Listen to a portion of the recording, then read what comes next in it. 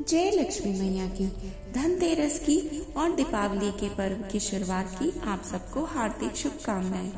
जैसा कि आपको पता ही है कि दीपावली के 5 दिनों के पर्व की शुरुआत धनतेरस के साथ होती है। इस दिन से अगले 5 दिनों तक संध्या काल में दीपक जलाने का भी विधान है। धनतेरस के दिन प्रदोष काल के दौरान विधि पूर्वक भगवान धन्वंतरी के संग माँ लक्ष्मी और भगवान गणेश की पूजा अर्चना करने का विधान है।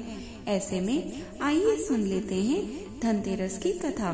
किंतु कथा श्रवण से पूर्व कृपया हमारे चैनल को सब्सक्राइब करें, अधिकाधिक लाइक व शेयर करें और हो सके तो कमेंट में अवश्य लिखें।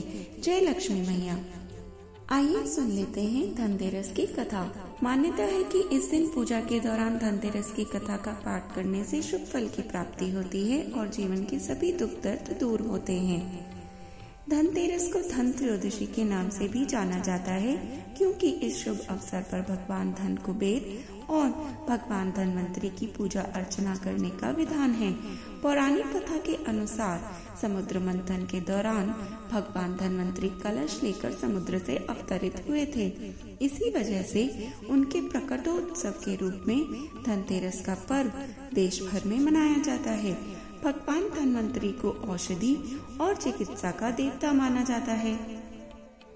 इस पर्व को मनाने की दूसरी कथा जगत के पालनहार भगवान विष्णु के वामन अवतार से जुड़ी हुई है। इस कथा का उल्लेख भागवत पुराण में देखने को मिलता है।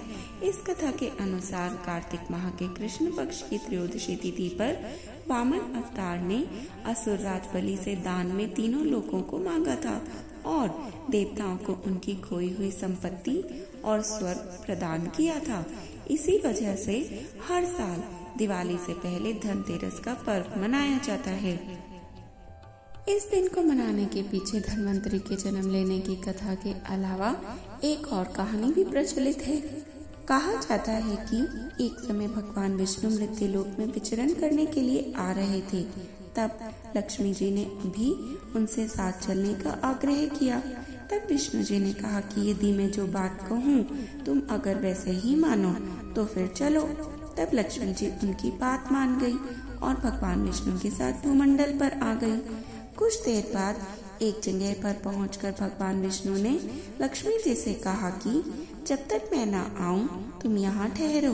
मैं दक्षिण दिशा की ओर जा रहा हूँ, तुम उधर मत आना।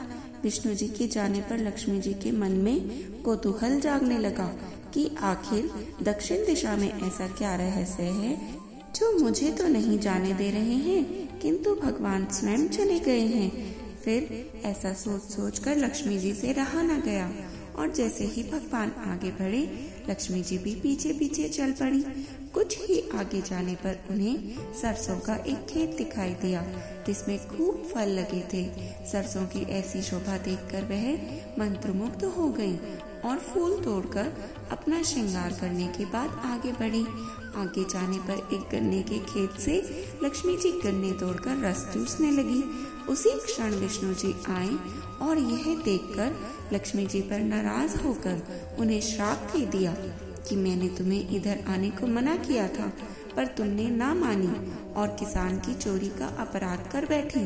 अब तुम इस अपराध के जुर्म में इस किसान की 12 वर्ष तक सेवा करो।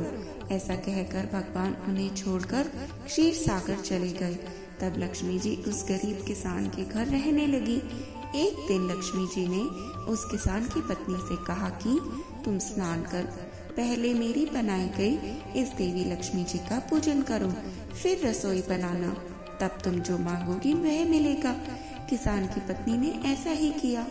पूजा के प्रभाव और लक्ष्मी जी की कृपा से किसान का घर दूसरे ही दिन से अन्न, धन, रत्न, स्वर्ण आदि से भर गया। लक्ष्मी जी ने किसान को धन धान्य से पूर्ण कर दिया। किसान के 12 वर्ष बड़े आनंद से कट गए।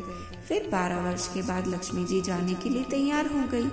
विष्णु जी लक्ष्मी जी को लेने आए तो किसान ने उन्हें भेजने से इनकार कर दिया।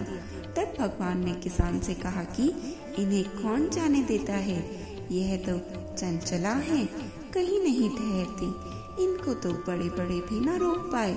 इनको मेरा श्राप था इसलिए यह 12 वर्ष से तुम्हारी सेवा कर रही थी। तुम्हारी 12 वर्ष सेवा का समय अब पूरा हो चुका है। किसान हठ पूर्वक बोला, नहीं, अब मैं लक्ष्मी जी को नहीं जाने दूंगा। तब लक्ष्मी जी ने कहा, हे किसान, तुम मुझे रोकना चाहते हो तो जैसा मैं कहूँ वैसा करो। कल त्रयोदशी है, तुम कल घर को लीप पोत कर स्वच्छ करना, रात्रि में घी का दीपक जसा कर रखना और सायंकाल में मेरा पूजन करना और एक तांबे के कलश में रुपया भरकर मेरे लिए रखना। मैं उस कलश में निवास करूंगी, किंतु पूजा के समय में तुम्हें दिखाई नहीं दूंगी। इस एक दिन की पूजा से वर्ष भर मैं तुम्हारे घर से नहीं जाऊंगी। यह कहकर वह दीपकों के प्रकाश के साथ 10 दिशाओं में फैल गई। अगले दिन किसान ने लक्ष्मी जी के कथा अनुसार पूजन किया। उसका घर धन धान्य से पूर्ण हो गया। इसी वजह से हर वर्ष 13 के दिन लक्ष्मी जी की पूजा होने लगी। जय लक्ष्मी मैया।